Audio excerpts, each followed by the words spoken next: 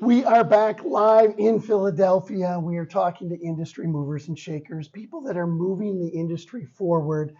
They share so many great insights, and I have another incredible guest for you, Matt Slonaker. Matt, welcome to the show. Thank you, Michael. It is great to see you, buddy. We share a lot of stories back and forth on social media. I see that you've been traveling quite a bit. What are some of the areas that lenders are really struggling with, and what are some of the areas where we think, if we spend the time, you can really help them move things forward? Yes, great question. I think one of the key things I'm seeing, namely in the business services space to the lenders, everybody's focusing still probably more on new logo, new client acquisition.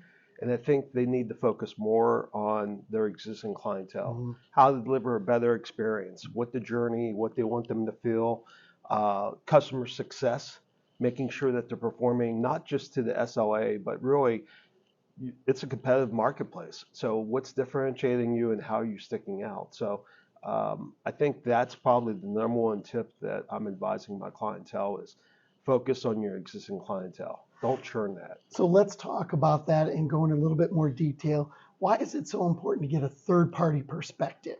Why does it help to get somebody like you to come in and really peel back the onion and say, hey, here's what I'm seeing, because you can bring best practices, you can bring other insights. Talk to me a little bit about that, because I think that's a stigma that people struggle with. Great question, Michael. Number one, I think it's just the status quo. I think we get comfy. People know what they know, and it takes an outside voice to come in, especially at the C-suite, and challenge the leadership team to take a different approach. I know it's frustrating for the existing leaders. They've tried. It's not like people like you and I come in.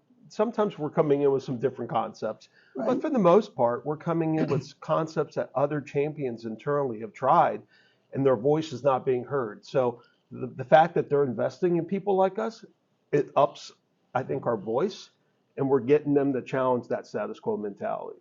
Well, and I think that is so critical that they challenge the status quo and really look at and say, what do we need to do better? Cost to originate is still way too high. They have all of this technology and very little adoption. How do they get better technology adoption? And as you go and do a discovery and meet with them, what's technology's role? Well, I think I deal with technology clients, and we try not to make it so much initially about the product. Everybody has very similar, if you're talking artificial intelligence, if you're talking automation, very similar underlying technology. So what you really have to do is come in and get them to rethink about the strategy first. So I really think that that's one of the first things we focus on, is more helping doing workshops, briefings, and getting them to rethink the strategies. And then you take it down the notch and you start doing the journey mapping. And then you can start looking at what's the right technology, especially at the cost structure that particular client is looking for. And then that's when you start to introduce the tech. And Matt, if they're looking for this incredible third-party perspective, what's the best way that they can get a hold of you? Thanks, Michael. Just look me up, mattallendevelopment.com, and 972-740-4300 is the mobile.